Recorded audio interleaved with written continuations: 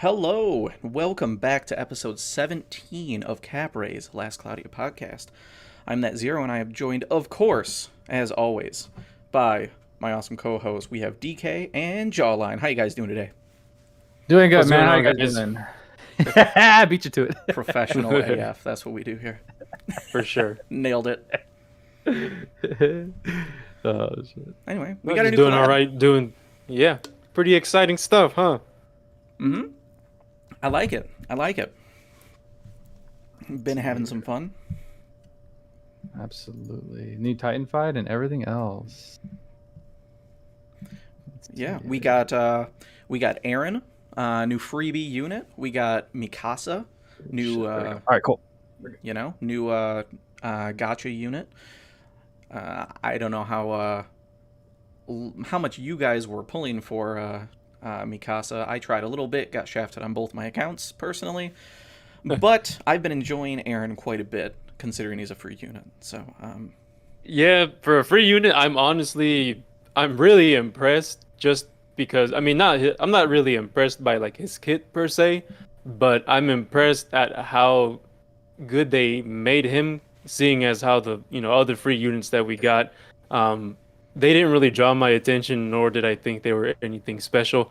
But Aaron is a different case. For starters, he's light element. I really did not think that he was going to be light. I just assumed that he was going to be neutral because, if you've seen the anime, I don't think there's reason to believe that he would be light. But putting aside his element, just the way that he actually like plays out, I actually really like him, and he does pretty good at what he's supposed to be a physical DPS, and I didn't have high hopes because again the units that we had previously they were free, and they just were free with like to me no potential. But Aaron actually has potential, and I like using him. I've used him in arena. I've used him just to like in PvP as well. PvP and PvE. And the feel that I get from him overall is just a really fun unit to use. I don't know what you guys think about him.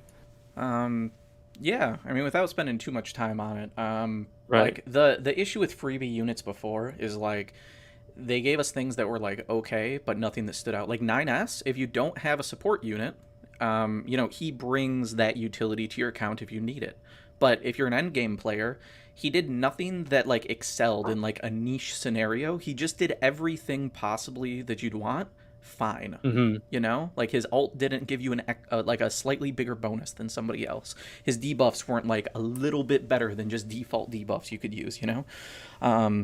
Elfon's he still has potential if like tanks ever matter. So like that could be a thing. Durant, let's just not talk about Durant. He's the biggest disappointment in the world. But Aaron though, Oh no. so Aaron is like one. He's super fun because they made him zoomy. He's like first of all, like all the Attack on Titan characters get the snap blades, the movement gear, and like gas in general, like that mechanic of having the gas charges, just works out really, really well. So for anybody that doesn't know what this gas mechanic is like if you're far enough away from an enemy that you can't just activate your skill, where like normally you need to move into line of sight, it will instead use one of 5 gas charges to give you like plus 20 movement speed and just zip you across the map. It's insane. And then gets you close enough that you can actually activate that skill. It honestly feels like plus 20 movement because just it's how crazy. fast they move, it's pretty great. Yeah, it feels like all of your skills don't require line of sight anymore, and like you just zoom at things all the time, at least for like those first 5 that you do. Right. But the nice thing is it doesn't automatically activate. It only activates if you're not on it. So like if you start a match and you zoom in right away, it could use 1 gas charge, but then if you're by people to use your attacks, you won't use any more gas unless you go to the opposite end of the map and you're just not close enough. So like it's pretty clean. Like at first I thought it would be the first 5 attacks you use if you get it and then it go away, but if you're not having to zip around, you just hold on to them and it's good to go. So super cool. But then the other thing he has that's really cool is like for endgame players, they actually did something where he can be like kind of niche and fun in the sense that he has the highest damage cap in the game just for funsies. It doesn't mean he Yeah. does the most damage because he only does 2 hits with it, but still, like, a crazy high damage cap, which is super fun. And then more importantly, they gave all these characters, at least so far between him and Mikasa, really, really good damage multipliers. So, like, it's pretty easy with modest builds to be hitting damage cap, and it's pretty excellent. Like, hitting that, hitting his S3 cap is super easy. Like, and if you go into, like, Arena and use him just for the memes, you can go and hit 40k, 50k on, like, pretty serious teams. And if you go against a slightly weaker team, you can cap an Arena on his S3, and it's hilarious. You know? So Yeah. it's fun. I've used him. I took him in PvP. At first I took him in there just to meme, but he's actually I can actually make him like viable. Obviously, when it comes to like fighting certain teams, like for instance, Roy, I just gotta like zoom out of the area of his S3, and then once his S3 animation ends, I just go in and with Aaron and starts spamming his skills, and he actually does a pretty good job. Not gonna lie. I mean, it's not the fastest or the most efficient, but I'd say that if you build him right and take him into the use him properly against certain teams, I think you can actually use him in PvP. It'll maybe take longer fights, but I say he's viable. Yeah, In my opinion, he's viable. I agree. That's pretty good. One thing I did notice with these types of characters is because, like, snap blades, gas, stuff like that are really key to them kind of doing their thing pretty well. Those are wave start type abilities. So if you revive and you don't have those things, they can feel a little bit lackluster. So, like, if you're not building some movement speed on, like, Aaron, and he happens to die and then revives, he's ridiculously slow without gas. Yeah. So, like, yeah, you I kind of agree. need... So I found that, like, I needed to have, like... I put on, like, dash and maybe some movement speed boots so I could at least get, like, 4 or 5 on him. So, like, if I have to revive, I'm still, like, competent enough to be able to play. Otherwise, it feels pretty bad. Like Baron levels of speed. It's funny. He goes from super duper zoomy to like he's walking through a bog. It's bad. Yeah. But I did want to say that one of his traits. I mean, obviously, people have seen his kid already, so I don't feel like we need to go super in depth with this whole entire thing. But I did want to mention that his trait, the dedicate your hearts battle start, the apply rage to unit. Well, he's the only one that can like self-inflict rage, and the only one that can actually make. No, not the only one, but there is a thing that you can do with rage, and not only just rage, but I only came across it recently with Aaron. Is if you give him, I used this in PvP. This is what I had on him, the Stone World arc from the Doctor Stone collab. yeah. So the first, I'll go over the arc traits. If SDR is higher than int, chance of receiving critical magic attacks is greatly reduced. Cool. Damage to beast, bird, stones, fish, and humans plus 20%. A Slayer type of thing is just extra damage, and there are units that, like for instance, Ruto and Gorm primarily that have the actually Stone World skill that gives them defense and makes them stone typing. So I found that if they happen to have that, and since they're human, it actually increases the damage quite a bit because of that 40%. But the main thing is when affected by a status ailment, SDR plus 20%, and nullifies other basic status ailments. So this right here, since Aaron already starts with an ailment, because rage is considered an ailment, it makes all of his ailments completely nil. And even if you go up against like V, if you go up against V has auto annula, and even with that, he's still completely nil. So if you want to be just immune to any ailments, running this on Aaron is actually a pretty good move, and I think it's pretty viable to use this on him. So I just wanted to point that out in case nobody picked up on that or didn't come across it. It's massive, especially because like he has some pretty bad resists, like ailment resists out the box. I think maybe he's resistant to curse, either resistant or neutral, but like he's weak to stun, which is always brutal, especially if you fight a V. But like Yeah. being weak to stun suddenly makes you auto nil to stun, which is insane. Absolutely insane. It's incredible. Yeah. But not only that, this is just tech that you can use in general. Like, say you have, maybe you want like your Kyle, who also tends to have like bad resist. You'd usually run holy water on him, or maybe you have another physical DPS that you're worried about having things on. You could run the mistletoe accessory and just like apply silence to your physical DPS and run that arc, and then until they die, basically, or for the next, until that gets cured, you're just nil to everything, and you don't have to worry about it for at least that one DPS, which is some really, really cool tech. So like the fact that like Aaron existing like encouraged you to like find that and then like come up with this piggybacked strat off of it because of this arc, this is super cool. So yeah, it's really neat. Aaron's worth talking about, and since he's worth talking about, we found things, which is cool. So yeah, I love it. So yeah. I don't know if you guys want to move on to Mikasa, or if there's anything you guys want to add on Aaron. Actually, I haven't even started building them yet, so no, that was like I know you guys weren't able to pull Mikasa, so I know you guys have like a lot of time playing with them. But I mean, I'm not gonna lie. Whenever he first came out, I was like, nah, free unit. I was a little skeptical, but no, he's a lot of fun. I've seen he's basically got flash built into him, kind of zipping around everywhere. But yeah, that the stone world arc, that's pretty awesome. Because when you see all nil across the board. With the Nula Meld? Yeah, with the Nula Meld, that is pretty wild, man, to see. I mean, that's actually very, very, very rare. Actually, might be one of the first times I've ever seen it like just straight across the board. It almost looks like he's like a super boss. Yeah, pretty much. Yep. It's really cool to see stuff like that, especially with the free unit. So that's pretty rad. And it's funny because we always find like. Every time a new character comes out, there's always like this hidden gimmick that we, they don't even mention, and we come across it, or someone comes across it, and it makes like it puts some value on the character. So I mean, that's the beauty of LC, right?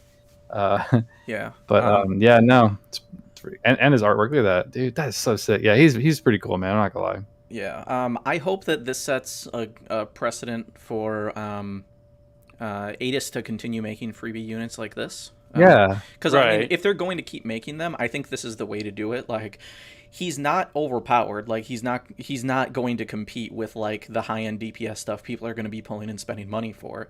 But like on a new account, he actually does carry, and he's fun. And on like even an end game account, like he's a viable unit. I saw somebody solo the God Mode Titan earlier today. Like, it's possible. Nice. You can't say anything of even close to that of any of the other freebie units. Right. No. The best you could do is, hey, look at my Alphonse taking 1 damage from this mega boss. Okay, cool, fun meme. So like that's something. But yeah, so like if they put an emphasis on like this isn't top tier, but it does a couple of niche things that are neat and is very fun, that's good enough for me. Yeah. So I think that's great. Yeah. One interesting thing that I noted that we haven't talked, or that I found that we hadn't talked about, is his S3 that does the big single hit. It hits so hard that it can flinch some unflinchable enemies. So like I tested over on Encroaching Dead, just because Encroaching Dread, I believe it's called. Just to see like how quickly he would clear, which he performed super well. It was very fun. I think I got my best clear time technically by running him. Really? Oh, that's awesome. Yeah. Not that I could have gotten a better one if I used somebody else, I'm sure. But like I usually just use it for like memeing and stuff, like using Shido at 95 dark res or whatever. And they're weak to light, so I didn't have to worry about that. But those enemies are all resistant to flinch. But if you watch the video that I posted on my channel of that short of him, like me testing him on that, whenever he uses an S3, it actually knocks up and back all of the ads that he hits. And normally those things don't flinch. But his S3 doesn't care. Right. Very interesting. Another thing I found interesting. We'll get to Mikasa, but just to talk about one of her defining traits really quick and what I noticed in Arena.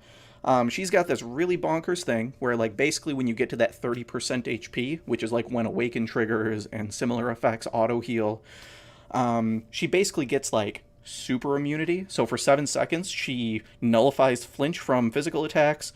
She, oh my God. And she doesn't take damage from physical attacks.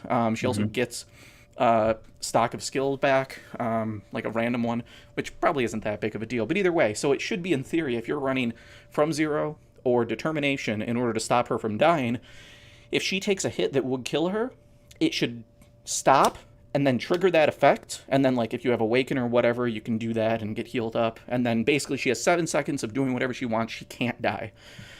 But I noticed when I'm running Aaron, I can go up and just S3 her, even when someone has determination or from zero, and she instantly gets nuked off the planet. It does it doesn't trigger. Wait, say it again. Okay, so if I go and just S3 her right out the gate, like on somebody that I know is running determination, like Lax, for instance, I know he has determination on her. If I just go S3 with Aaron right away, it gets nuked. She gets put on respawn right away. Oh, Aaron or Mikasa? Mikasa.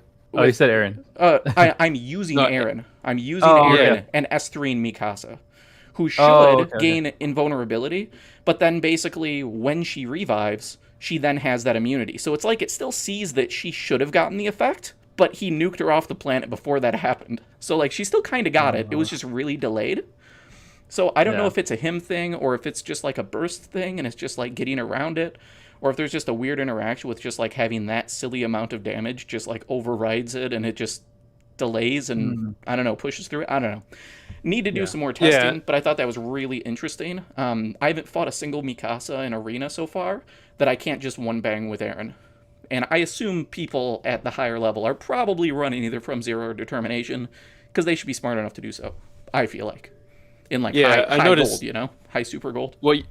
What you mentioned, I've noticed that sometimes with my luck, like every time I see a Mikasa in PvP, I'll nuke her with an S2 just to get rid of her trait, but sometimes it like actually kills her, and I'm like, So yeah, you'll need that extra 50%, right? With from zero, like upon revive, or well, no, from zero just stops you. So like if you would die, you instead get you instead like heal back up to 50%. It's not a revive mechanic or anything. It works like determination, and determination is just worth. But we're saying it's not saving your life, because in theory, if it's working as intended, as soon as you get hit with that damage, like down to zero, she's now entered 30%, but not dead because it stops your death, and then the 7-second invulnerability should trigger. And then you shouldn't be able to take more damage, which means it should never, ever... She should never get one shot if you're running determination or from zero. Yeah. But that's not happening. You're saying it's not happening. Yeah, I'm saying that's not happening all the time, yeah. I haven't played PvP to where I've actually put her in that situation, so that's good to know. Yeah. Okay. So, I don't know. So I have to test with other people, but something to notice, so good for people to know. Go ahead and test it, see how that shakes out. All right. Just closing thoughts on Aaron. Really cool unit. For a free unit, really cool. I like him a lot. I'll definitely still use him. His sprite. I actually I really like the sprites this time around for the units. I think they're really great. His rage, being able to use the Doctor Stone, the Stone World arc, very nice, very fun to use. So overall, I like him a lot. I'll use him even after the collab ends. Then moving on to Mikasa. Again, people have done reviews, so I'm not gonna go too much in depth with her. I will just give my general thoughts on her, and then just what I think about her and where she fits in the current state of the game. So for trait 1, a sword equip, critical damage 30%, and then more damage cap on crits. When gas buff is applied, critical rate plus 8%. So she is a crit unit. You got to give her a bunch of crit so she'll excel. Dormant power, we just talked about it. It's strong, but then apparently it also has its weaknesses where sometimes it won't proc, so you can just nuke her. And as for her kit, it's very I like it, but at the same time, I'm also not blown away by it. I'm more surprised that she got Destroyer out of all things. I'm not sure why they gave her Destroyer. Usually, in my eyes, I was like, oh, they gave her Destroyer. She's going to be maybe a competent breaker, or she's going to do something, but that's not the case. So I'm kind of surprised they just gave her destroyer just because of that. So have you tested break, or have you seen somebody test break and it was just really bad? No, I've heard that it's not like, hey, you're Okay. going to use her as a breaker, but she can do some break, I guess. So it's not anything like worth running her purely as a breaker and capitalizing on her being a breaker. And Okay. then she comes. The other one that stood out are obviously the new ones. A rare bloodline. When close to death, apply physical damage plus 30%. SCT recovery speed plus 50% buff to unit.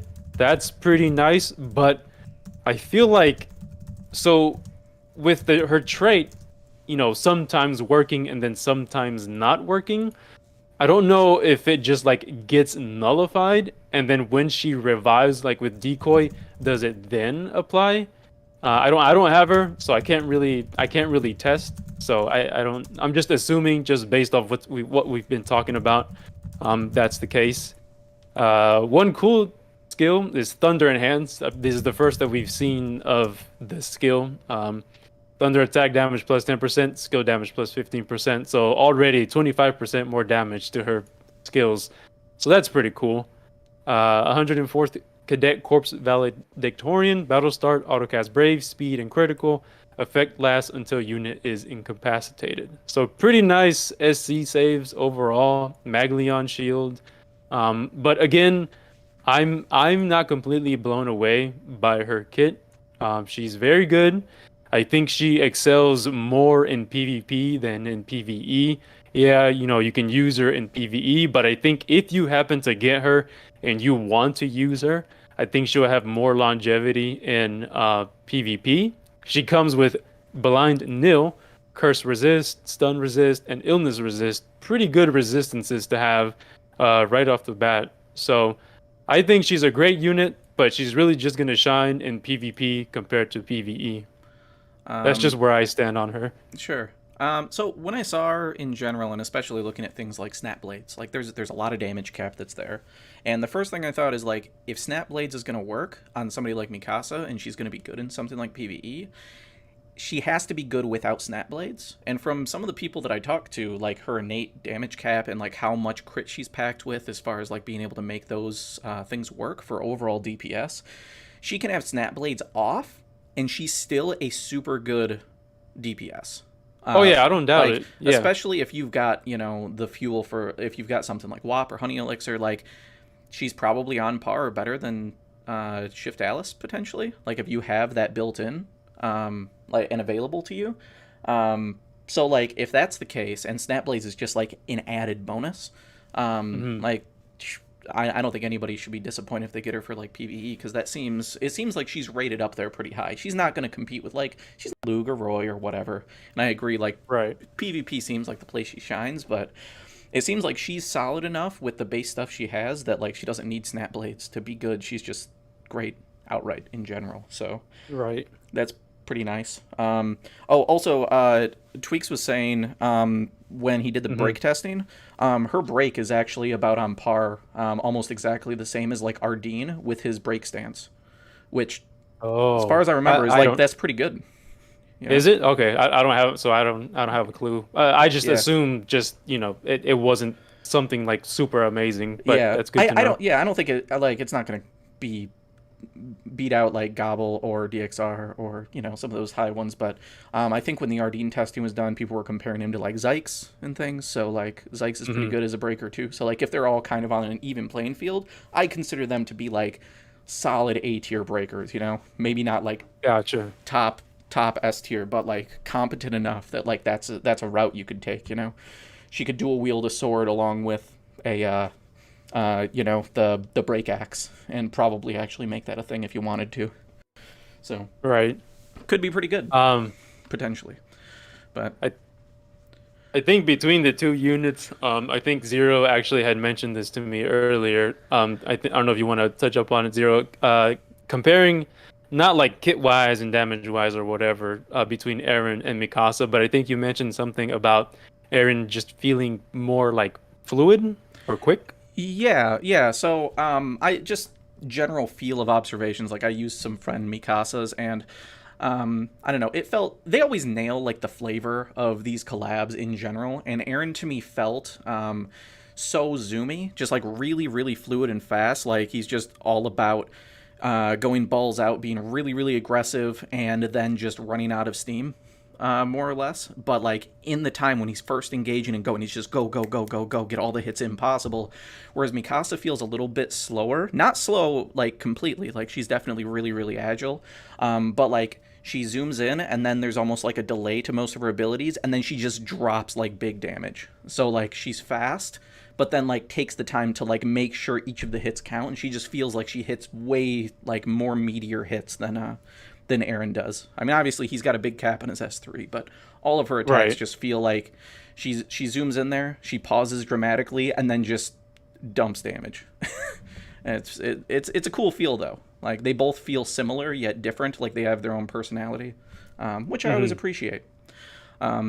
Also, small flavor win, which like I don't know if this was intentional or not, but with Aaron, for example, I thought it was cool that out the gate, you're basically single wielding him, and you have all the free gear, like scout uniform. So like new players probably would be using that. He doesn't learn dual wield until his outer ring, which means like you have to like actually train him up a bit to get it, which means he has to single wield until he's worthy to pick up another sword and like ascend to like joining the rest of the party. So like I don't know, I just thought it fit pretty neat from like it makes building sense, the character perspective, you know. So yeah. Anyway, I just love that little shit. So it's all fun. Yeah. Did you want to go over arc? You're pulling it up right now. Beautiful. Yeah. Okay, so the arc, the Resistors of Titans. Looking at the stats already, the biggest one that just stands out is the SDR 409. Pretty big. And then HP, pretty good HP. Everything else is okay. So the HP and the SDR is just really what stands out. So the arc traits: when hitting an attribute weakness with a physical attack, damage plus 20%. Nice. I always like the damage boosting traits, whether it's on Slayers or if it's just a weakness attribute. Anything that just boosts damage, I'm always a fan of. When the skill Scout Regiment is set, SDR plus 10% and movement speed up. I'm assuming this movement speed up part is more like the flavor, I guess, of the anime, just because they zoom around, so more movement speed. I feel like it's just for flavor. Just looking at it, SDR plus 10%, it's nothing too huge. Movement speed is always nice, but again, it's nothing huge in my eyes. And then the third one, physical damage cap to bosses plus 2,000. I think that's cool because we don't really have, many that are damage cap, and it's just physical damage cap to bosses, but it's not locked to elements. Obviously, it's locked to an LR, but if you happen to get it, you can run any element unit with it just for more additional cap. Yeah. Go ahead. And I was just gonna say, like, aside from maybe time trials, like bosses is the place you want damage cap. So like that restriction is not that bad at all. Right. I like it. So overall, I like it too. I like it as well. I don't see, in my eyes, it's nothing again crazy, but it's good. It's serviceable. Like if I had it, I would use it, but it wouldn't be my go-to. As for these skills, so it's got fighting spirit, cool. SCR HP, fast critical, automatically activate crit. Faint resist. I'm pretty sure that this is the second arc that has it. I think the first one was Band of Dunes, right? Band of the Dunes. That's right. Pretty cool, really nice. Piercing, beautiful, cruel world. When an ally is incapacitated, apply an STR 30% buff to unit. Cool. I'm personally just not a fan of like stat buffs, and especially when your ally has to be incapacitated. Yep. It's cool, I guess. Just it's a cool skill, but I'm just not a fan of these type of skills. Yeah, I would be much more interested if it wasn't a basic brave buff. Like if it was a unique icon and it was like, oh, you get like a revenge buff or something that stacks with brave, it would be fine. But it's basically just like a slightly worse grand brave with a trigger. Something that's better, I think, because this is the third one like this that we've seen. Because we've had It's Raining, which buffs your int, which again, also not a huge fan. But then on the Flammy arc, we had one that buffed, which was Soul Hunt, and that gave you a buff for 30% magic damage. Now, the 30% magic damage buff, we just don't have ways to hand out aside from like. There's a 15%, like 10 to 15% one off of a random accessory from when we got the Four Lords event. Yeah. Or people that have the Council arc, that flag gives, I think, a 20% probably buff to physical and magic damage. So, like, Soul Hunt's a good example of one of those that works. I agree. This one, though, I don't think I would be using it. It's just meh. But. And then the final one, which actually I'm really surprised, just not with the skill itself, but the price. So Scout Regiment, 7 SC, boosts physical damage to bosses based on the number of allies with skill. Scout Regiment, 1 ally 6%, 2 allies 12, 3 18, and then 4 24%. So we've seen something similar when it says when more than one ally, like Beast Alliance, it's 11 SC, and then I forget what is it, Heroes Bond. How much is that? 15. It's pretty expensive. It's too much. It's all too much. So this though, for 7 SC, I'm actually surprised it was 7. I was expecting it to be 11 as well. It's cool to have, of course you kind of have to have the arc in order to use it, but for 7 SC, and then you also kind of got to rely or hope that others are using it. But for 7 SC, and then being able to do damage, I guess more damage to, unfortunately, only bosses, 24% for 7 SC. I think it's cool. It's worthwhile. I like it. Yeah, it's worthwhile. When I first saw it announced, I was like, okay, if it was like 6 or 7 SC, it would be worth running. But I expected it would be 10 to 12. So same as you. When I saw it was 7, I was like, excuse me. Really? Like, that's a fair price. I'm okay with this. So yeah, I agree. It's pretty neat. I mean, I don't know if it's that needed. I don't know how much people would actually build around it, because like we have so many ways to boost physical damage anyway. But it's a nice little tool, and especially people making like a new account. Maybe you have limited ways to actually get stuff. If you happen to get this arc and then you have Aaron, and maybe you didn't get Mikasa, but like you could run Aaron and another DPS, and you could teach him this and maybe teach it to a support, and then like it's an easy way to just add like 18% physical damage when like you don't have many tools. Like maybe you just have Berserker and this, and like that's kind of what you're working with because you haven't got Sharp Eyes yet, you haven't got weak point boost. Like it's good. It's good. I like it. Yeah. So overall, the skills that you can learn from this arc, the biggest takeaway for me is just feint resist. It's pretty nice. I can see this, obviously if you don't have Spirit Maiden Theria, I can see this being used in PvP, of course. Totally. But yeah, the biggest thing for me is just the feint resist. Everything else is cool, but if I had to pick one to use, it would definitely be feint resist. Yeah. And then for the Arc Ether reward, or ODM gear, 88 STR, 36 defense, 23 mind, physical attack damage to bosses plus 10%, and boost movement speed. So a lot of these just tend to focus on bosses, which, I mean, it makes sense, right? They're going up against, in the anime, they're going up against Titans, which, can be considered bosses. So all of this is pretty orientated to bosses. And most of the end game, right, that we do, like the gates, the limit break, the God Forge, they're bosses. So if you don't have anything else to boost your damage, this is a good choice, just because it's 10%, which is pretty nice. And it's not limited to certain elements. It's just attack damage, which is great. Yeah, it's also not limited to weapon type. Like, swords are the most common in general, but like this is basically like mithril relief, unless it gives more movement speed. If this is a +2 movement speed, this is kind of crazy, actually. Like, it's just it's just a miles better mithril relief, Yeah, I don't know the movement speed. Yeah, I don't either, because I don't think that it's up on Goldmine yet. But either way, it's a great piece of gear. It's certainly not a throwaway by any means. I would totally use this. unfortunate that it doesn't have any ailments, ailment resist. I think now that now that I've just been doing more PvP, I'm always like, ooh, what kind of ailments do they have or attribute resistances? But yeah, overall, cool, pretty nice accessory. I like it. Yeah, me too. But Awesome. overall, the arc, my thoughts on the entire thing, it's a good arc. I like it. If I had it, I'd use it just for the damage cap, and the physical damage, plus 20%. So I like the arc. It's pretty neat. Yeah. DK, do you have any comment, anything you wanted to add in? Are you good?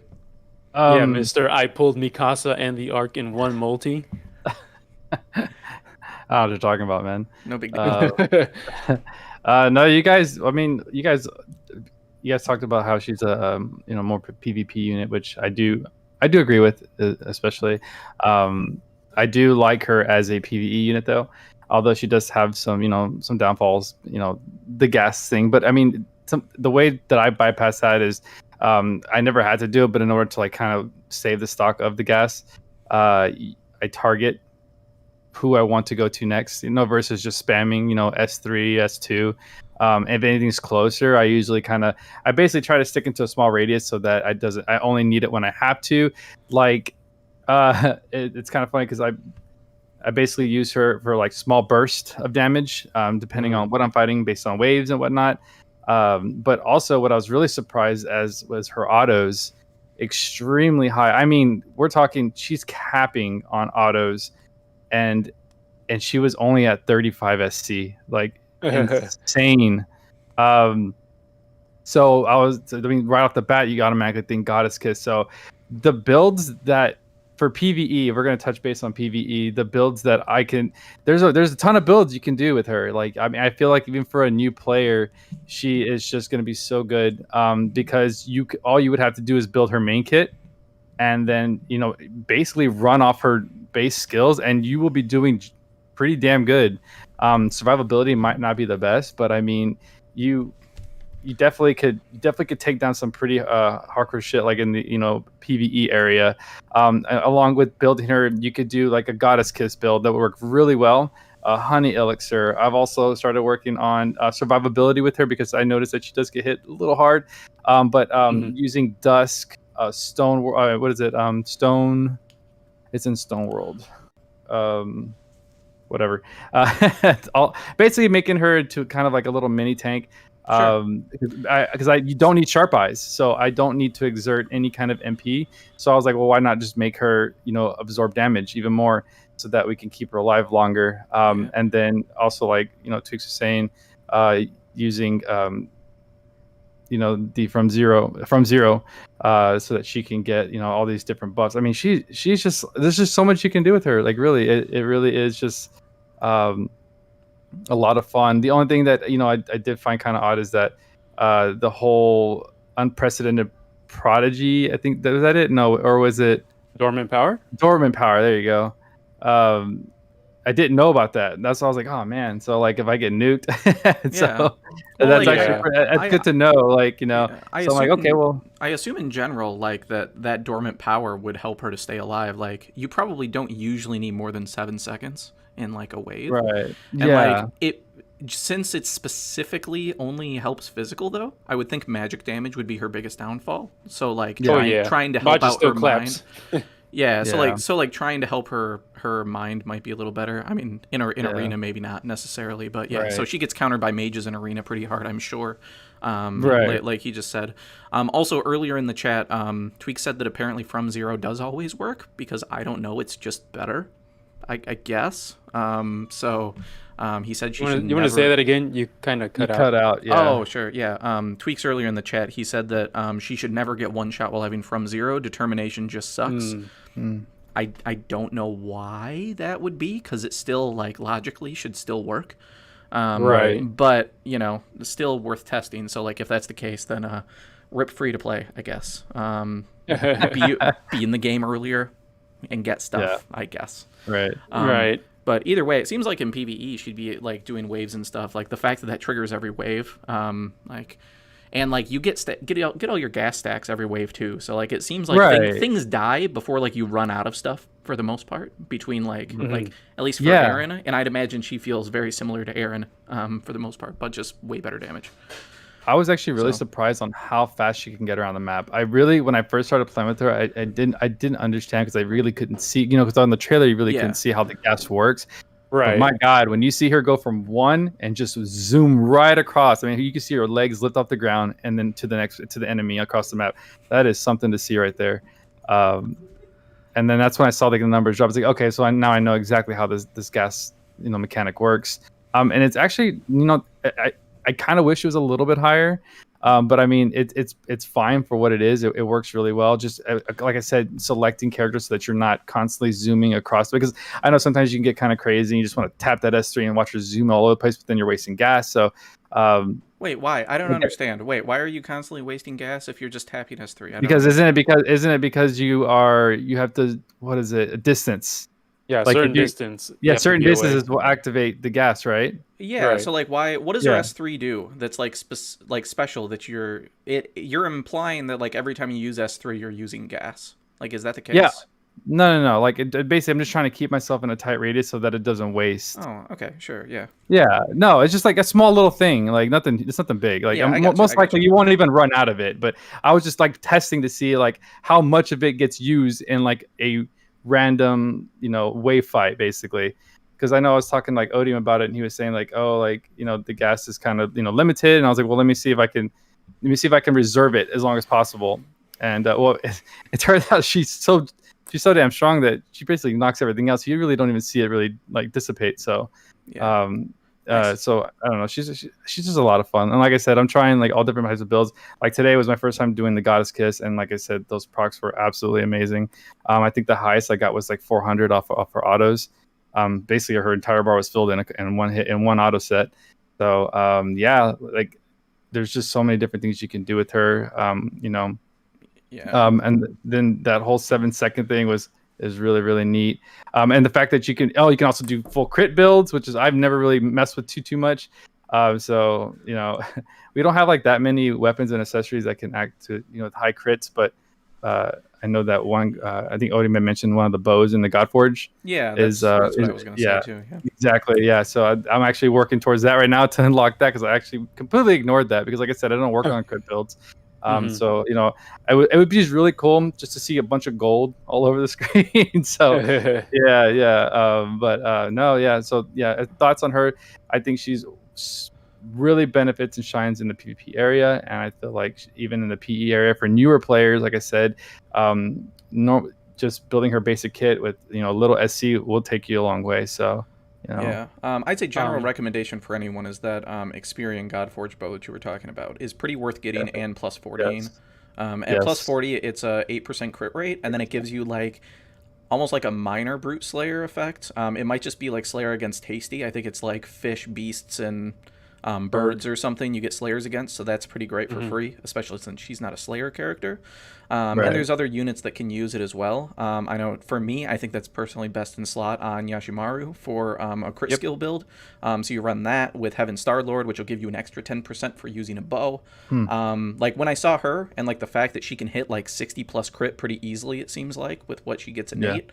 Like Heaven Lord Starbow, probably really great. If things are weak to ice, obviously you run Icy Guardian because it's just better. But like in general, that's what I would probably be doing if I had her, at least for running her in PvE. So for anybody just looking for a general idea, maximize crit, get that bow, put on Heaven Starlord, probably looking pretty nice. I did wanna touch on this. Since she's a PvP unit, and I fought her in PvP, I just wanted to say that she's not that big of a threat in PvP, at least when you're fighting them on defense, because you're just fighting against AI. But I found in my experience just fighting her that even though she is a threat, she just doesn't warrant like if she was on a team with Roy, and it's Roy and Mikasa. Between the two, obviously I would 100% go for Roy first, and then I would pop Mikasa just to get rid of her trait. Like if I happen to kill her because of that, weird frame rate where you can kill her. If I happen to kill her, cool. If not, I'll just tap her so that it gets rid of the trait, ignore her for 7 seconds, and move on to the rest of the team. Yeah. So defense wise, to me she doesn't really pose a threat. But if you have her on offense, obviously she wrecks house. But I just wanted to say, don't get intimidated if you happen to see a Mikasa. Obviously, be kind of weary. But if there's other units, like even for instance for me, just going up against like the cast like Gen, I think Gen is more of a priority than Mikasa just because of what Gen can do overall for the team. Yep. Compared to Mikasa just like trying to be that DPS that just takes out one unit. So I think a big caveat to that is not everybody has a setup for it to run a tank or two. And that's the reason that she doesn't need to be respected, I feel like. Which is kind of like, to me, in my mind, she feels a little bit like 2B. Like, if you leave her alone enough and she manages to snag a kill, she might be able to maybe start chaining kills. But if you just have her aggroed onto like 1 or 2 tanks, like she's not going to hurt them enough.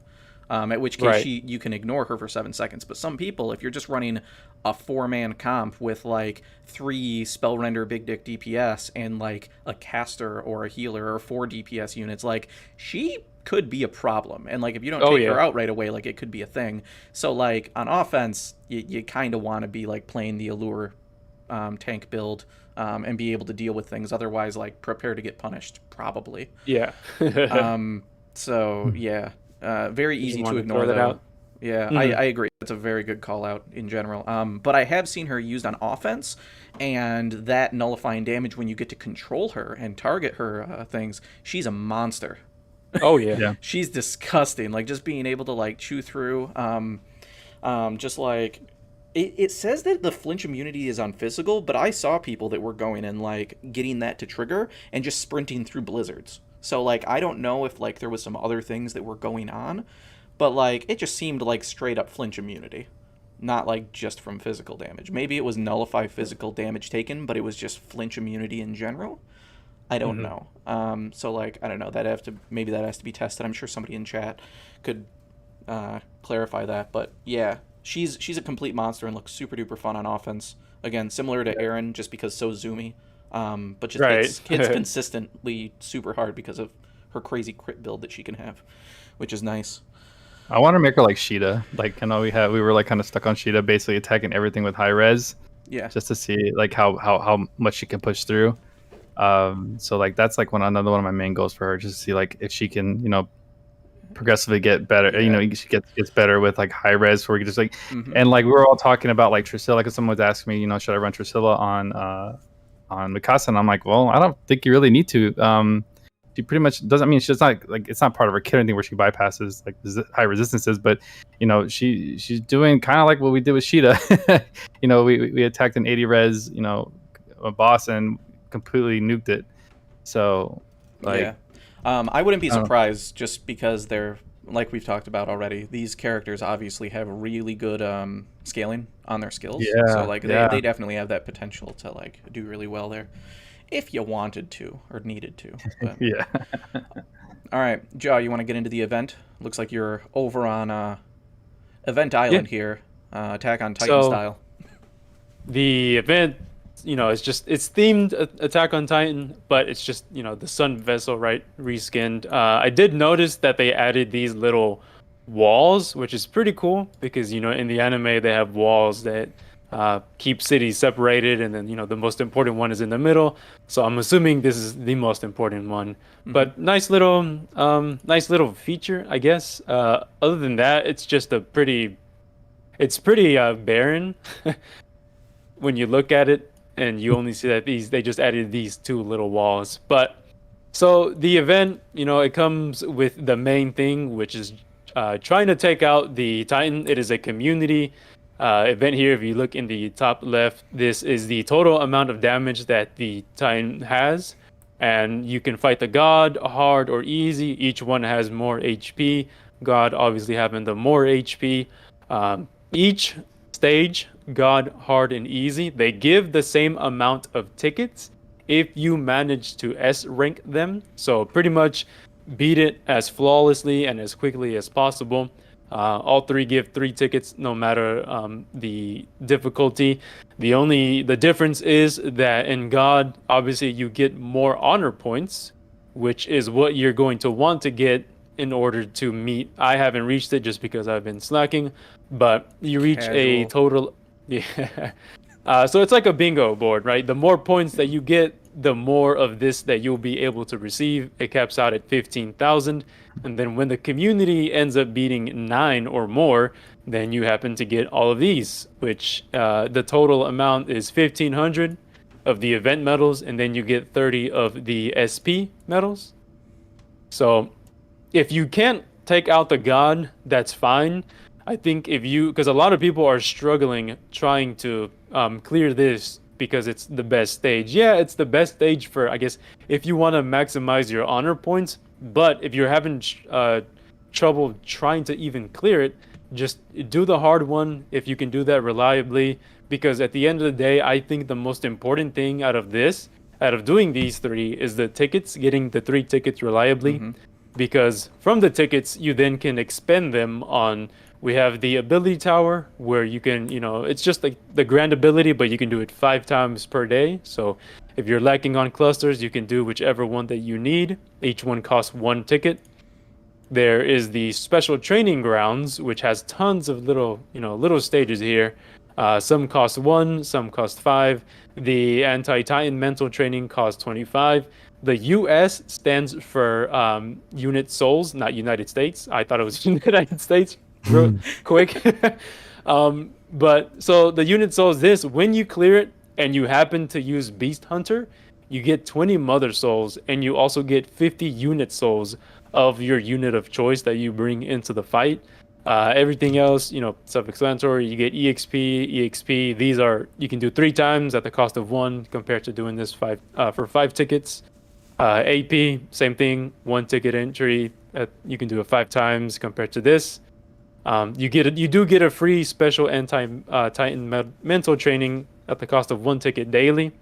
But I think people, if they want to hoard their tickets, if they aren't going to use them, or they have spare tickets that they've already used to max out Mikasa or Eren, then you probably want to spend them here. Because again, you can get 20 mother souls and then 50 unit souls of your choosing. I'd like to add a quick caveat before we go back, which is if you're in there, I think specifically the thing you want to focus on is the ones that are limited tries. I know, DK, you made a video on this as well, like how wasteful things can really be, and I completely agree, which is like the things that say try 0 of 3, 0 of 1, 0 of 5, those are great and really high value.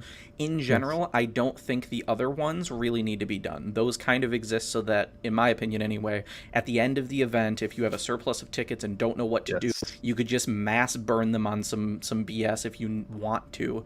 But they don't seem like they're just in general worthwhile, so I wouldn't do that. Just do the limited ones, whatever you happen to need.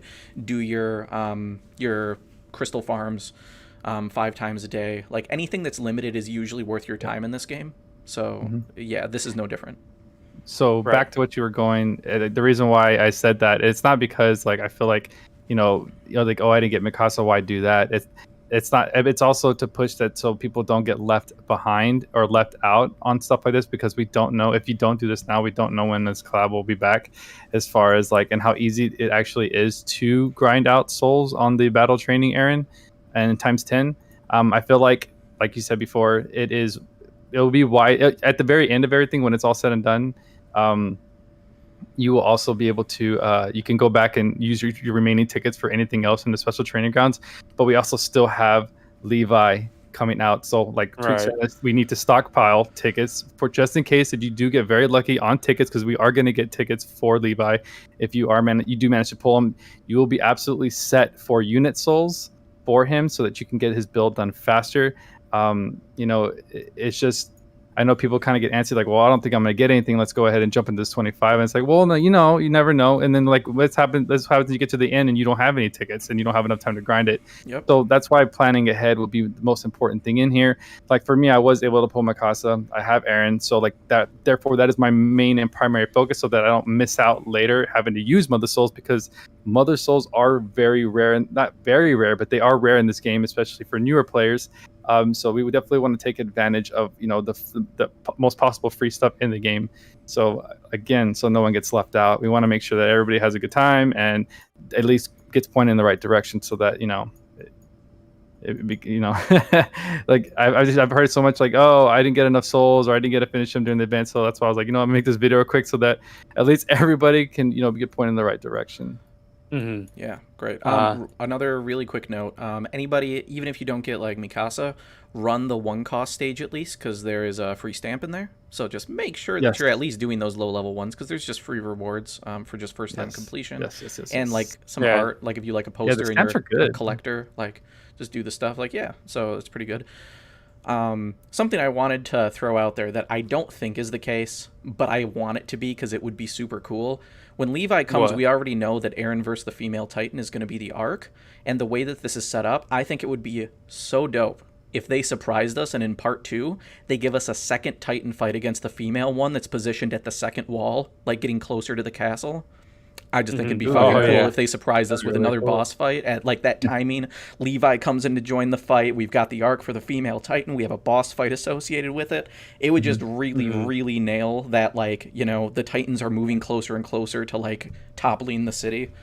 I don't think it's going to happen, but I really want it to. I just think it would fit. It'd be super dope. But maybe they'll have both in one fight, kind of like the arc where they're both in there. That's cool. a possibility too. Yeah. So moving on to the trading space and what you can do with all of these event medals in the SP medals. So if we take a look at the trading space, I've already picked up the gear, but you do have gear in here that you can get. We've got the smoke signal, Book of the Outside World, Levi's squad cleaning set, Levi's duster, military police jacket, scout jacket, garrison jacket. We've got the basement key, Eren's blade, cadet jacket, and then afterwards you get some tickets here. You have Eren prisms, you've got Ethereon, you've got LR dust, Mother Souls, and then the biggest thing that is actually really surprising that they added was the ability to trade for the God Spheres. That's pretty cool. There's a lot of grinding. A lot of headaches, and so the issue with this is that there's a bunch of God Spheres that you can get, right? But in the event, we only have 15 days, right? And the one God Sphere costs 30 of the SP, and every day, if you happen to meet the max 15k points, you get a total of 30. So that means, in these 15 days, just going off of this, that means you can get a total of, 15 of the God Spheres. And there's more than 15 of them in there. So I'm kind of wondering if I'm assuming part 2 is going to bring us more opportunities to get more of these. We can trade the event medals for event medal SPs, but there's 300 for one. I think that's incredibly high if that's like our way of getting more of the SP medals. I don't know what you guys think about that. What's the daily that we get when the community hits everything? How many of those do we get every day? Is it like 2,000? 30. The SP we get 30. The event medals, it is, I believe, 1,500. So we get a total of 450 for the total of 15 days, and then divide that by 30, you can get up to 15 beers. Yeah, if you concentrated solely on those. I'm talking about the yellow ones. So like in a day. Yeah, you get 1,500. 1,500. Oh, okay. Yeah, that's it. Okay, yeah. 1,500. Great. So then that's an extra 5 coins a day. 5 red a day. Yeah, if that's what you were solely doing it on. But you also get the repeating rewards too. So if we do, I believe if we go over that, it's an extra 30. It says next repeating rewards and points reward total. So I think once we achieve over the 9 times, I think it goes into the 30 extra coins, if I'm not mistaken. It's a little weird. It's a weird event. Yeah. So honestly, I thought it was going to be a community. Like I thought we were all attacking it at once because that's normally how we usually do things. And in the video, I also said like I think because we hadn't cashed out yet, so I didn't know exactly how they were going to distribute. And then when they distribute next day, someone had mentioned that it's you based on how many points you get on a soul like as an individual and how many times the community defeats it. So I'm like, oh well, that makes a lot of sense now. So yeah, but I'm a little torn. So one thing I'll say on it is like it's at least a neat system. I like that it puts more onus on like you actually doing something, whereas before it was just you do one stage a day at any difficulty, doing anything, like bare minimum participation, and then however good the community does, you get a thing. This says, hey, actually contribute to the community, and based on that, like, they're going to hit the goal, but, like, however much you've contributed to, you'll get scaling rewards off of it. Now, I'm a little torn on this next part. I don't know if you guys have been on some of the socials, like Reddit, for instance. It's normally not too bad over there. But it's gotten pretty toxic regarding this. I actually I did read it today. I believe a couple guys sent me the link and they asked me to read it and saw it and to see what I thought about it. And so I went on there like a day or two ago, and I think that like the most recent like 4 of 6 posts were all people saying that the collab was complete and utter garbage. Aaron's bad, rewards are bad, things are way too hard. True. My hot take, really quick, before I get serious and actually empathize with people, is the feeling. Look at the eyebrow. Look at the eyebrow, Zero. Yeah. The feeling I've had is that some of the people saying these things seem like they're coming from a perspective of being very new, not experiencing a collab in the game in the first place, and probably just not understanding the game well enough to do very good in the first place. Like, the God Mode Titan fight is hard for people that like don't know what they're doing, especially if you don't have some of the cheesy stuff like Lukiel, Gwar, Honey Elixir. Like, I understand that can be hard. And the other criticism, like, that is serious criticism and actually makes sense is like, if you can't do God Mode very quickly, then you need to do hard. And hard, if you get S rank, only gives like, I don't know, like 300 or something. I believe. I think S rank on hard is like 300 honor, 400 maybe. I don't know. I feel like it's only a few hundred. Maybe it's even as much as 600. I don't know. But people have basically said if you're not burning event potions, you can't really get the daily rewards very well. But I don't know about you guys, but when I went and needed to burn some event potions that are like time gated, which means I just got them for this event, I had like over 70.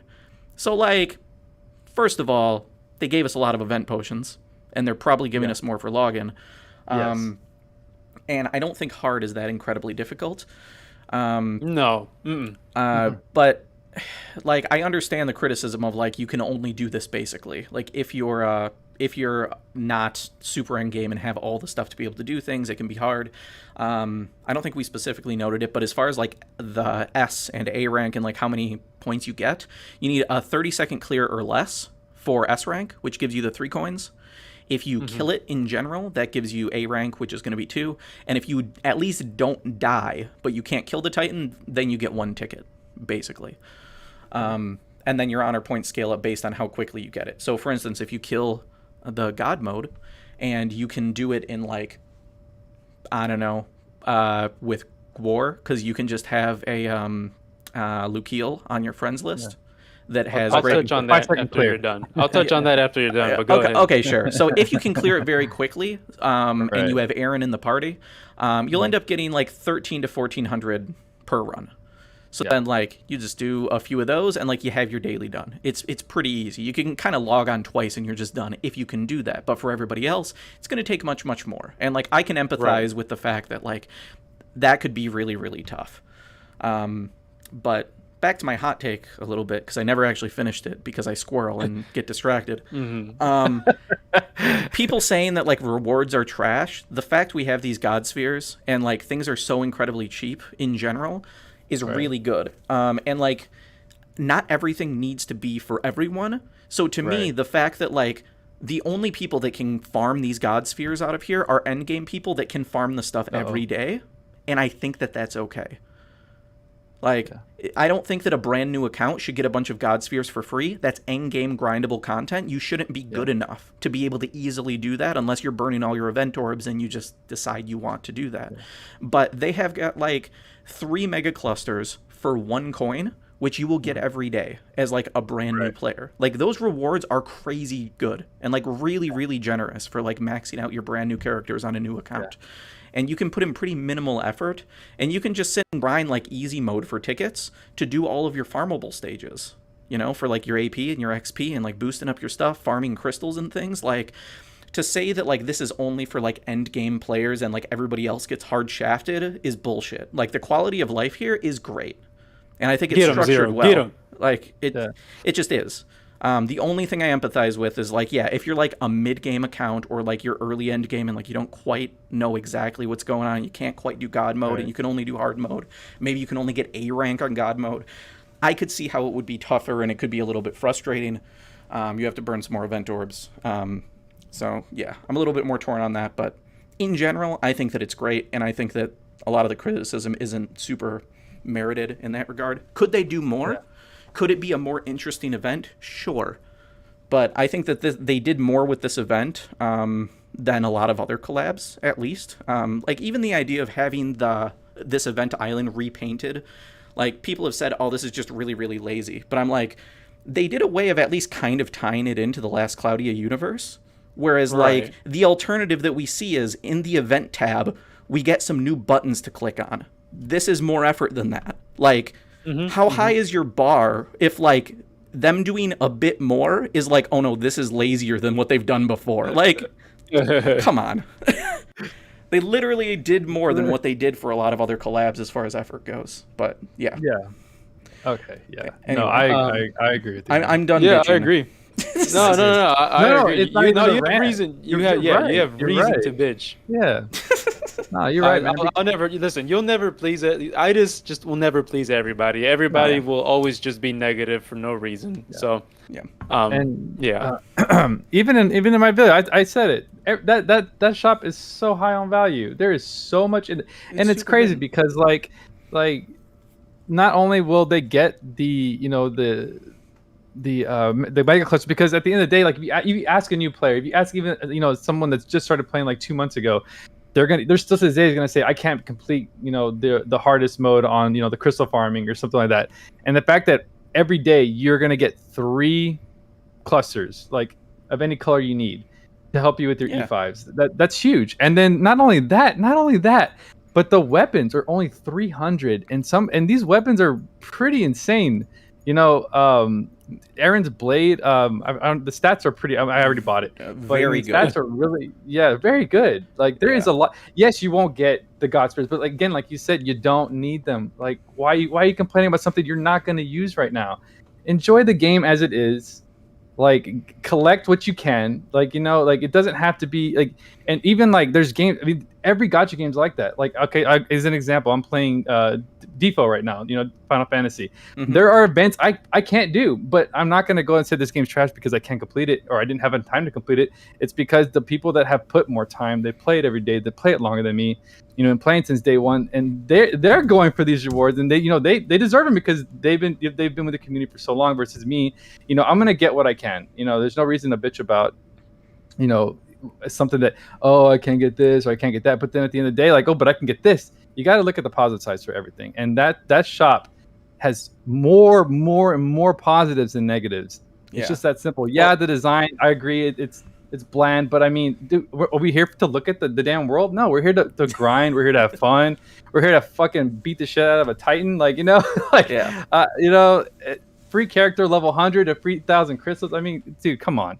Yeah. Like, all you have to do is log in, like, come on, man. There's no reason. It's good. And I real quick before you go to the Titan thing, I do want to say that another good call out with, like, what they did for the free to play, or for Aaron being the freebie, is like that free snap blade sword, or like whatever it's called in there, his blade that you get for free is super good. Like, I think it's like over 250 strength and like plus 10% to like either light damage or skill damage. Like, that's impressively good on a new account. Like, that's no joke. That's way better than what we normally see. Like, we usually get character specific gear Oh, it's not over 250. Never mind. But it's still almost 200 with Yeah, like it's almost 10%, 200. and it's on element light.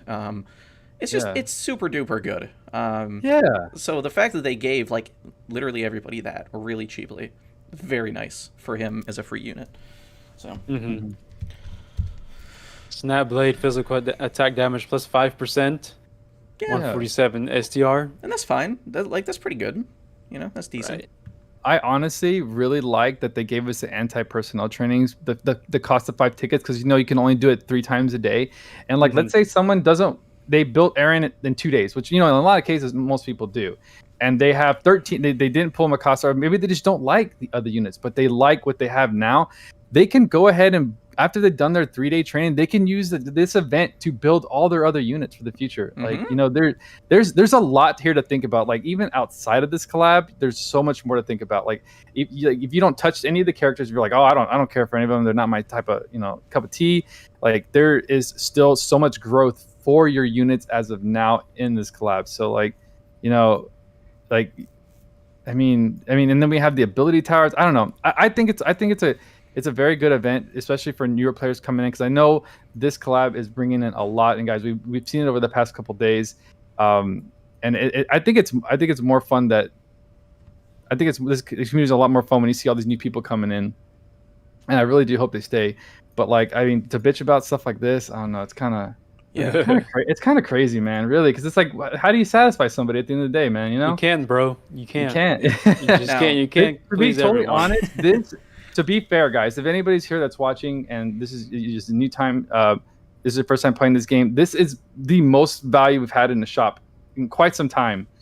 Like, we've never gotten ×3 on clusters. This is the absolute first time. So everything that you're seeing in this shop, it's crazy for us. Even for veterans, we're like, holy shit, this is nuts. Yeah, it's pretty good. Yeah, I did want to say that one way to please people that are trying to do this is the first that we're kind of having a Randy spell.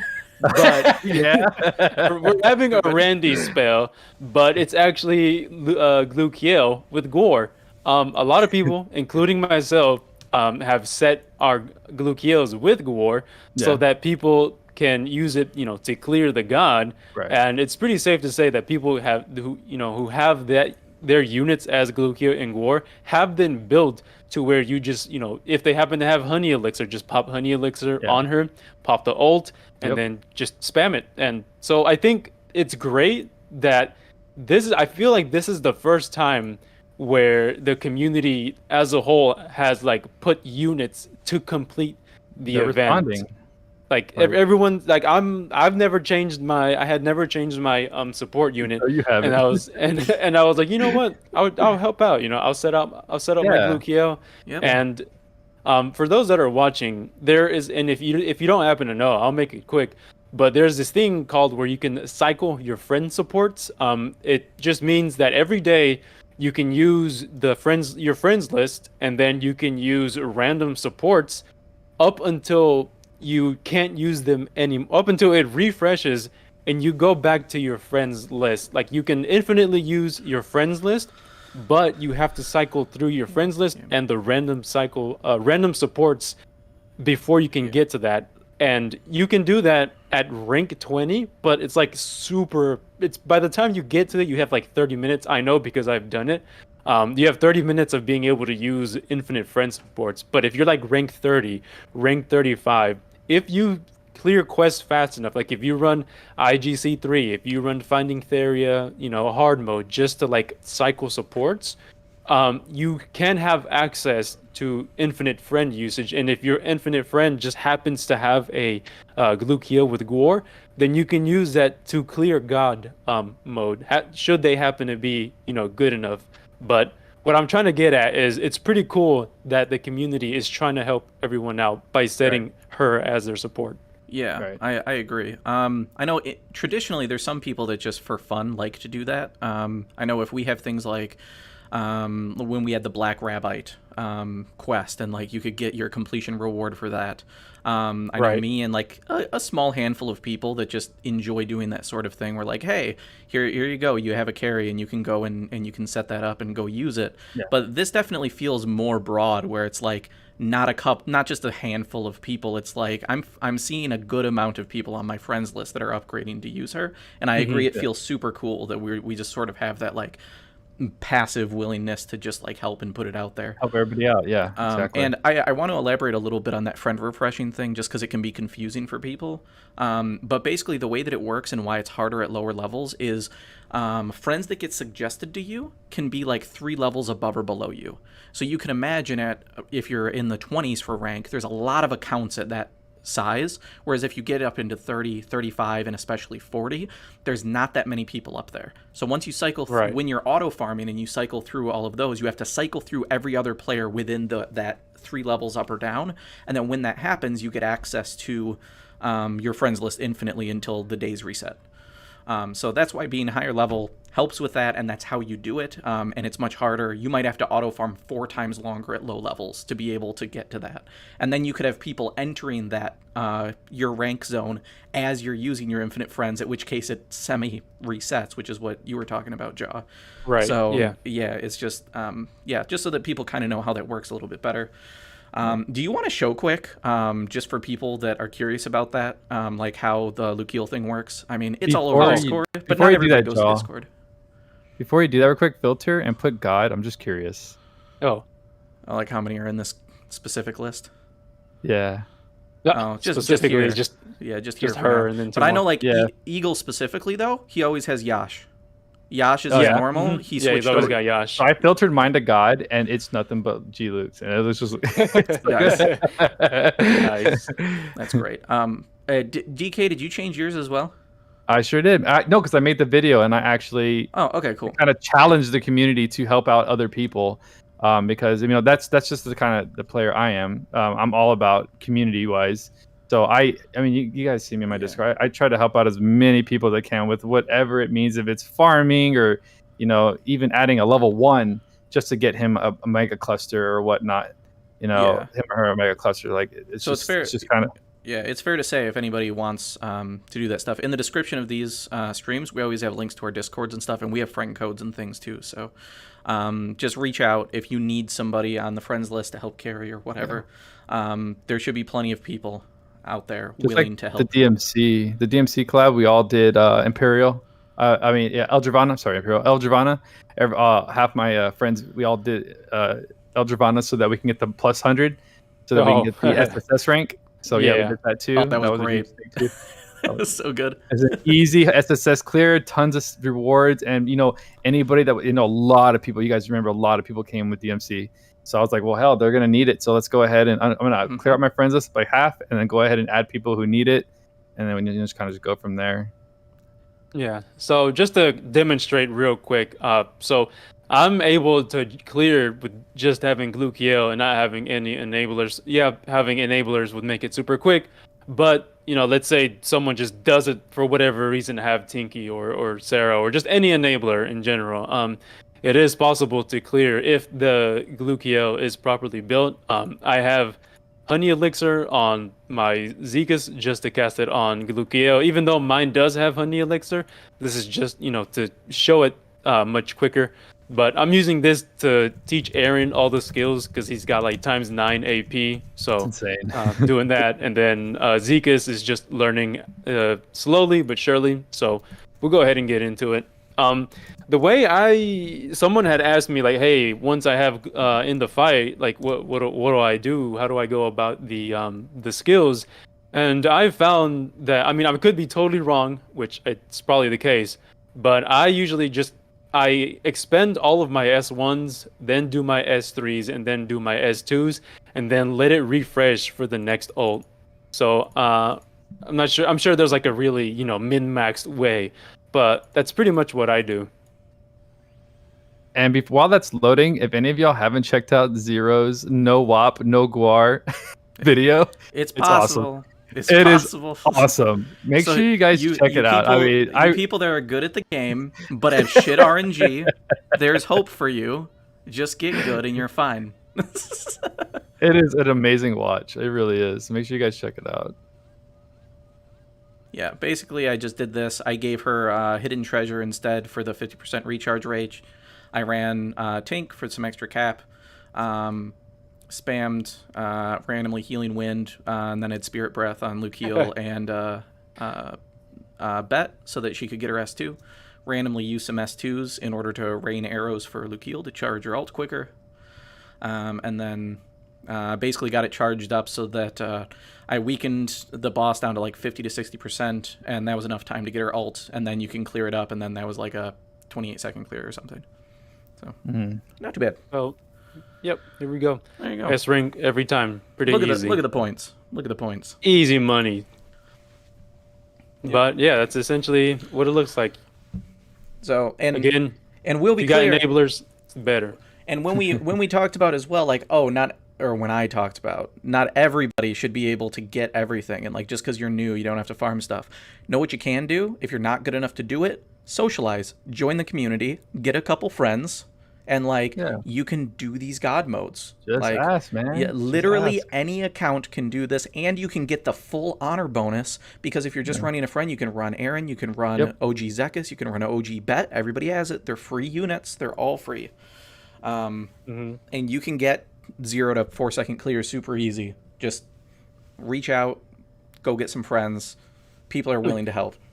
Go get friends. Look What at are that. friends? Look at that. Look at these Glukia. Look at Gwar. I'm telling you, filter it by God, and it's just gonna be straight G Lukes. You got 3. Nice. But yeah, again, it's pretty cool just to see the community set, their supports to help clear the stages. I thought it was really neat.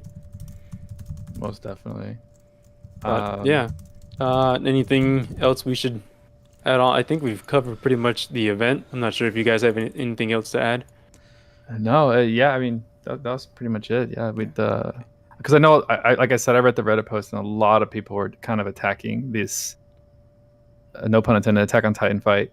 But yeah, like I said, like we were saying, that it is very possible. Like Zero said, find a community, join it, talk, don't be shy, ask for help. It's like there's a lot of people willing to help you guys out there. That's right. Yeah.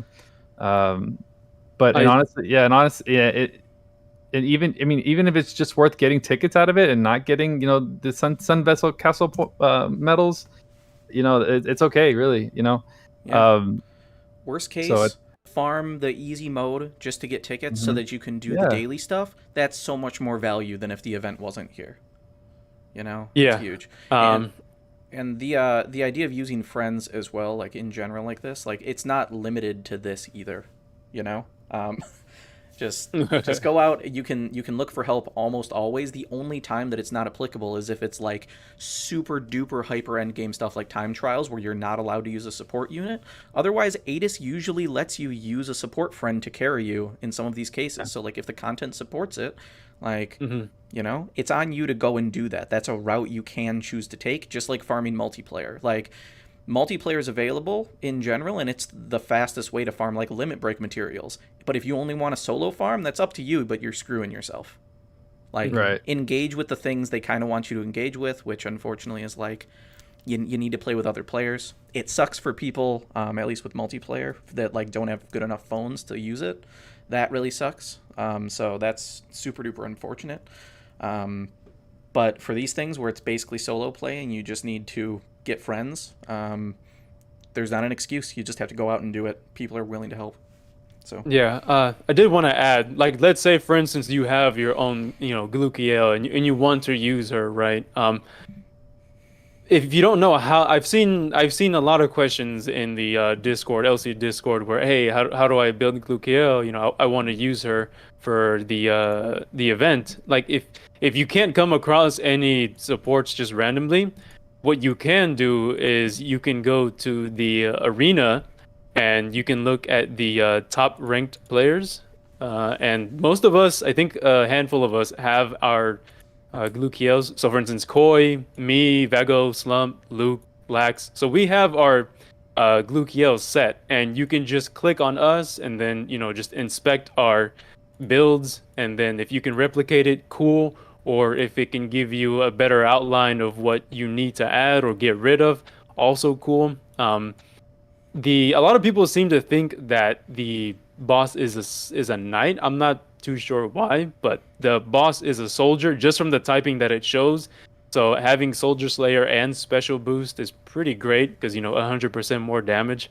But yeah, if you don't have an idea of how to build her, or maybe you're building her and she just isn't hitting that damage cap, you can just look at the top ranked players and just look at their builds and see what they got going on.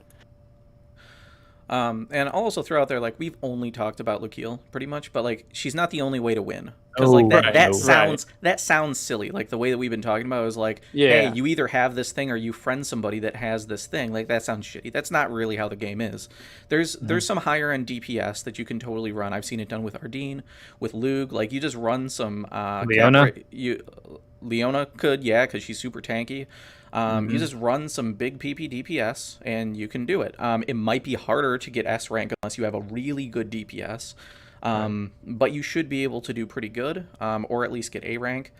And if you're having trouble surviving, because I've heard a lot of people saying that that's a thing, tanks are your friend. I don't know if you have one or not, but like Rudo really helps with the big AoE damage from the specials, and Shift Gorm as well. Shift Gorm can be complete MVP.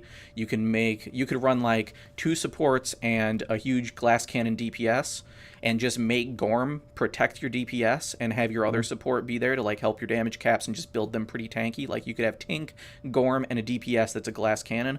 You'll be fine. Like Gorm is really, really huge for keeping people alive. And he just continues to age really well. Like I he's wanted to say that if you are using other units, the boss itself is weak to light, thunder, and earth, because of the units. Light because of Aaron, thunder because of Mikasa, and I think it being weak to earth already gives away that Levi is going to be an earth unit, and I think we've already come to the conclusion that it's really likely that he's going to be earth. So if you have any of those elemental units and you can use them for this boss, just know that you have the elemental advantage, so you don't have to worry about bringing Trishula. That's why people set Lukiel, because she doesn't need Trishula. She can just stack damage and not have to worry about it getting resisted. So you can have the elemental advantage if you have good DPS from those 3 elements. 100%. All right. Are you guys good? Is that about all that we have for this particular thing? Great. Yeah, it's awesome. So the last thing I wanted to say then before we hop off of here is, I don't know if you guys noticed or not, but we changed up our format a little bit this time. We've gotten some feedback from the community, so we went in, we kind of let Jawline drive the ship. More or less, and we also didn't go super duper deep into the unit kits. I think at this point there's so many people that go in and do like walking through and just saying this is literally everything that a unit does. I don't feel like we need to like rehash that, and it's kind of a waste of time. I think the more important thing is to highlight the things that we find to be standout features, talk about specific things, maybe some of the generalizations, and then just give our takes on them. So let us know in chat, in comments, whatever, if this format worked better, if we felt like things were just more organized, cleaner, and delivered information better. And if you just like it as a whole, it's just going to help us to cater the podcast a little bit better, to help you guys get information that you want, and us to still have a good time and enjoy doing this stuff. So let us know your feedback, and if you have any other ideas on how to make things better, we're absolutely open to it. So yeah, for sure. Yeah. Zero, before we go, do you think I should? Okay, obviously I was gonna do it on a a solo video on my channel. Your announcement? Yeah. Do you think, I know that at the end of the day, after we've done our trial run, I know a lot of me and you, me, Zero, and Jaw are gonna go ahead and maybe pursue with making kind of changing the rules up and adding. But do you think I should do the announcement here, maybe, or if you want to do it, go ahead. It's up to you. I'm all for either way. Okay, so all right, so we'll go ahead and talk about it real quick. I'm still probably gonna make a video because there's only 17 people in here, so it's still probably gonna happen on video. So what I'm gonna be we've been talking about just the future of the community, and as far as like what we could do to like increase the capacity of how many people come in, and maybe a lot of the veteran players. I know that there is not a lot of content to do. We kind of stagger a little bit. We wait for new stuff, and then we're mostly just relying on new units when they get announced. So I proposed this idea to where we actually take Arena to the next level. I know that a lot of people don't really like to compete in it because there's certain units in there, and units don't match to other units, and they get destroyed or whatnot. So I propose that I, on my channel, along with these guys, host Arena matches based on a rule set. So basically what we're going to do is have a rule set basically where we do Arena but only auto, and you guys go head to head maybe on a bracket or maybe just like a fun like 1v1, and basically we get to see all types of aspects of different people's builds with like a specific rule set. So one rule set could be like no god hills, maybe year 1 units, and just basic restrictions on how things are played. But it's like I said, it's all done based on auto. So there, not only will you get a better understanding of how to build a unit in Arena for the future if you're competing in like the ladder on the actual last Cloudia game. It's just something that I thought of, and maybe at the end of the day we can do like a tournament where at the very end there's like a small little gift card or payout for the person who wins. But like I said, rules will change. We'll make it as fun as possible, even funny. We can meme it. But I mean, it's something that we could bring to the community and add so that this game stays alive as much as possible. I definitely want to brighten up this game as much as possible because, like I said, I love it. We've been playing. Me and these guys have been playing it for years. I know there's a lot of other people out there. We're going on a 3rd year. I definitely want to see this game, get bigger and bigger as these collabs come out, as the game goes through the story. But I basically wanted to see what y'all thought about that, and maybe if y'all wanted to participate. The first trial run is going to be with Zero and Jawline because they've been really deep into the PvP area. So we're going to test out the rules, see how it works out, and then showcase it. See, Twix is already at it. Yeah, I'm telling you, I put a lot of thought into this. And I thought it'd be a great time to announce it on podcast with everybody in here, especially the people that are in here that have been in here every time we do this. We very much appreciate y'all. So definitely, I would want you guys to hear it first. But yes, Tweaks, like just some crazy shit. Have fun. Just crazy rules, and so that nothing's uneven. But it's basically all for a good time, and to make Arena kind of, somewhat big again. I know like a lot of people, you mention Arena and there's always a good amount of negativity behind it, but it really is a fun area to like test your knowledge, your skills. For sure. It really does bring out the best in your team building. At the end of the day, when you're actually doing Arena, your team comps, it really does bring it all out. So again, I'm gonna make a video. We're gonna announce it to the whole community, whoever watches it. But you guys got to hear it first. In the comments below after the podcast, let us know what you think, and if you guys want to participate. We're still working on the kinks and stuff, but it's something that I've been thinking about for the past couple weeks, and you guys are hearing it first. So thanks for watching and listening, guys. Yeah, we'll finally have our very own monster only Arena. Yeah, dude, monster only. I'm so excited. Heroes, like only the heroes, basically. Kyle Ray, we could do all types of stuff. Yeah, main cast only. Of course, you guys will have of course we won't. It's not like, oh, but I don't have a build. We'll give you like a week and a half to build whatever you can, and then go all in. Maybe we'll strict SC so it doesn't seem unfair. I mean, guys, there's a lot of things we can do. There's a lot of versatility. And the reason this really hit me, like when you said it, it instantly clicked, and I was like, "Fuck yeah!" Yes, because I've talked about for a long time that I want them to start refreshing Arena, rotate the available formations, put a ban list out so that you can't use certain units or certain skills or something. But if they're not gonna do it, we can, and we could make it be fun. And I've had this feeling in Arena where it's this big roller coaster for how people experience Arena. When you first start out, at least right now, it's super duper easy. And you could just plow through stuff and it's really, really easy. And then all of a sudden you start hitting players that know what they're doing and you're like, oh fuck, it's a pay to win game. I can't compete in Arena anymore. And then you start, then you realize, oh wait, I'm just bad. I can put on skill charges. I can put on awakening. I can learn how to play the game a little bit. And then you're like, now I'm a god and I'm stomping on everybody. And then you get into super and you're like, oh fuck, maybe I can't do this anymore. And like then you go into like, do oh, damn. camps where it's like, okay, I can play enough to get 2 wins and get my mother souls every day because rewards are good.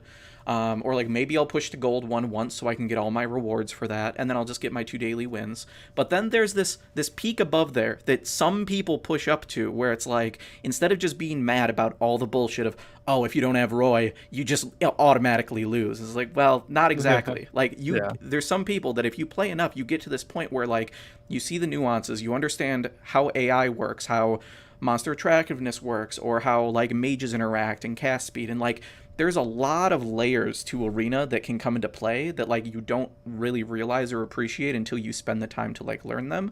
And then you get to this point where like Arena starts becoming fun because you can play with stuff. Like you can theory craft around like the things that you've learned and the ways you can exploit things, and like the things people take for granted. Like just small things like what Jawline found, where you can just be completely nil to all of your resistances with Aaron because he's rage. Like you find those type of things, and then you can just go chew apart V teams because they just crutch on V super hard, and if V's not doing his job, their team falls apart.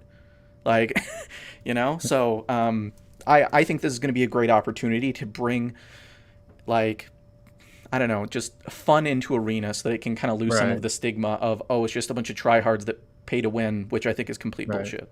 So it's not pay to win if you can make the rules. Well, I don't think it's pay to win anyway. Like to me, the closest thing to pay to win at all is I do think From Zero is like a really big game changer on an account, even though it's not completely necessary. But like it is one of the most like easiest ways to stay alive in the current nuke meta, in my opinion. So like if you don't have it, you are at a disadvantage, and you need to be more creative. But like back before I spent a dime on the game, like I was still making top 100 back then. Like there's not many gachas that as a free to play player you can just put in the time and energy and be ranked up in the top echelon of players. And like this game you can, if you're willing to put in the time and understand the game and just like do the things, you can do it. Like anybody could rank super high in Arena if you just have the time and dedication. It's not about being the best, it's about committing enough time.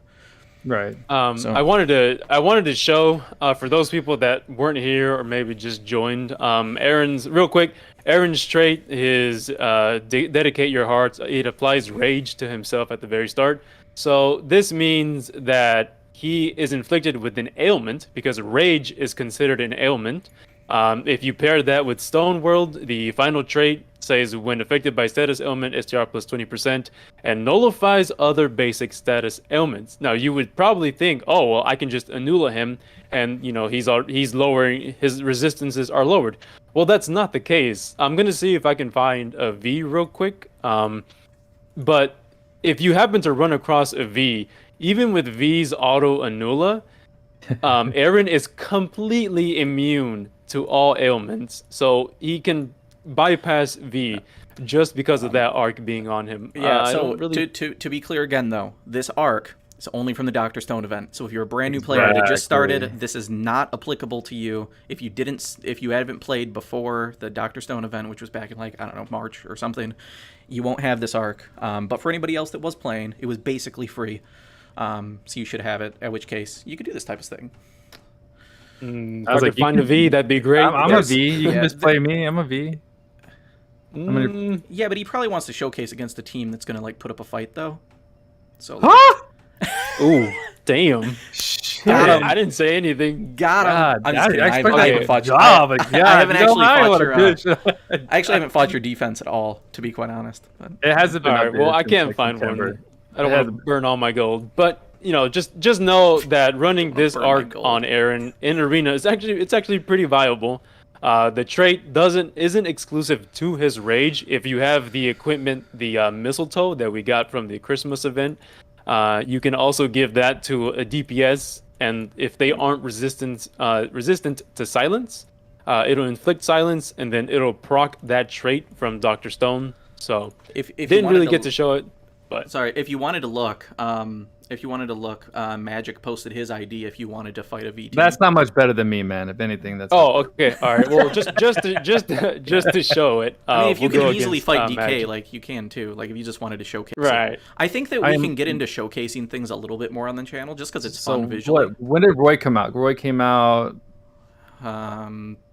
August, Maybe. Okay. September. June, So my team hasn't been updated June, since August, Roy. maybe. Yeah, probably.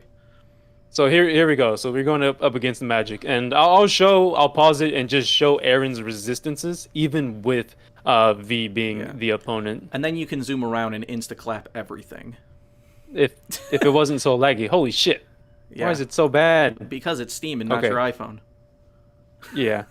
Okay, so here you have Aaron, right? He's got the Anula inflicted on him, but as you can see, oh wait, his stun is lowered. What?